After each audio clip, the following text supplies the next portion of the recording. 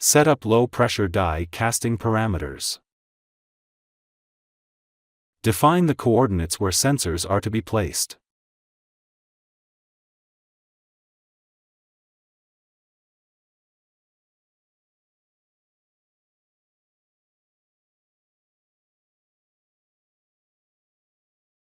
Set element size, choose analysis type and run simulation.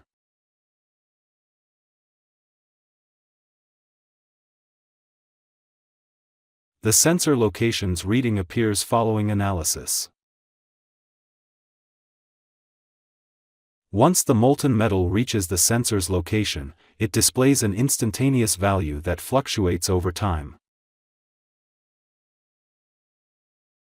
It is also possible to add sensors manually, allowing for flexibility and adaptability in the sensor setup even after the initial analysis has been conducted.